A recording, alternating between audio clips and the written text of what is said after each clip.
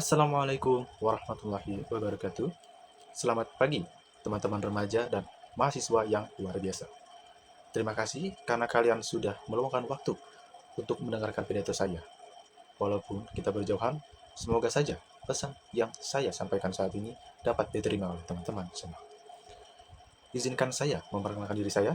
Perkenalkan, nama saya Noval Diemarko, mahasiswa Universitas Terbuka dengan jurusan Ilmu Komunikasi.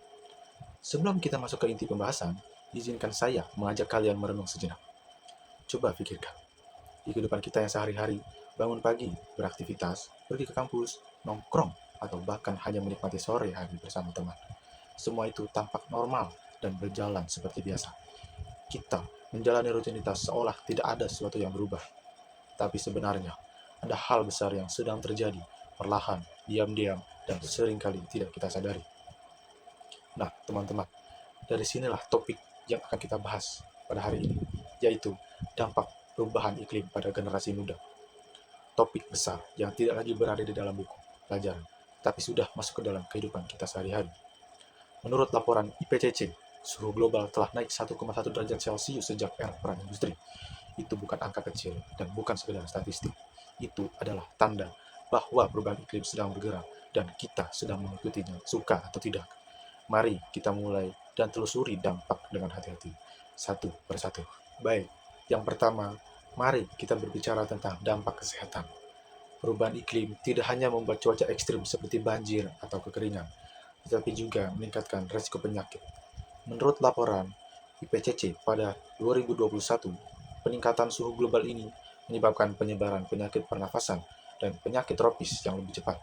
Bayangkan teman-teman, generasi muda seperti kita yang seharusnya penuh energi untuk sekolah, kuliah, atau kerja malah harus berjuang melawan penyakit yang semakin sering muncul akibat iklim yang berubah.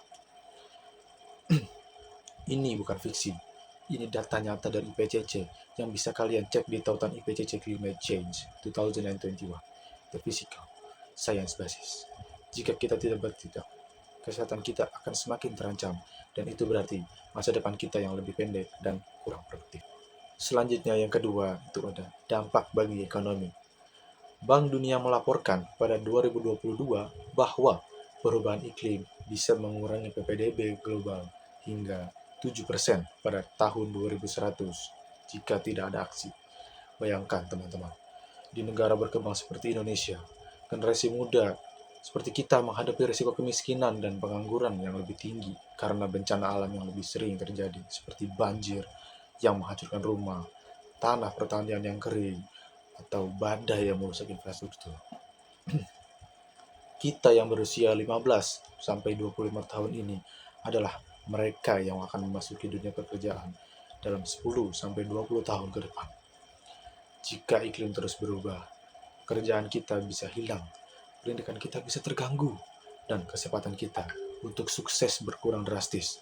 Data ini adalah data dari World Bank Climate Change Overview menunjukkan bahwa negara berkembang paling berdampak dan kita di sini adalah bagian dari itu. Ini bukan masalah bagi orang lain, ini adalah masalah bagi kita. Dan yang terakhir ada urgensi aksi tidak bisa ditunda lagi. NASA telah menyatakan pada 2023 bahwa emisi karbon dioksida telah mencapai level tertinggi dalam 800.000 tahun terakhir.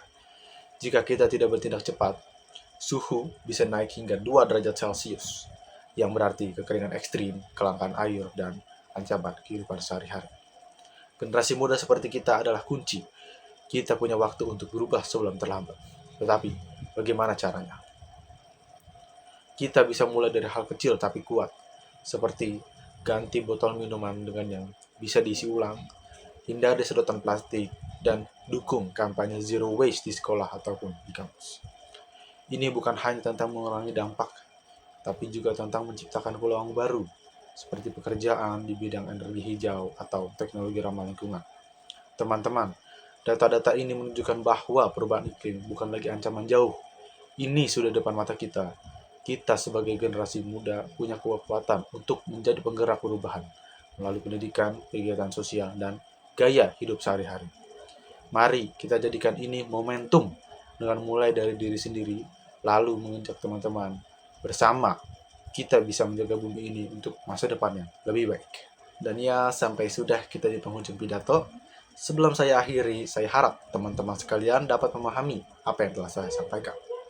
Terakhir, saya ada sedikit motivasi.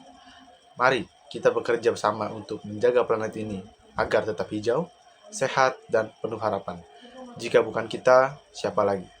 Terima kasih atas perhatiannya. Wassalamualaikum warahmatullahi wabarakatuh.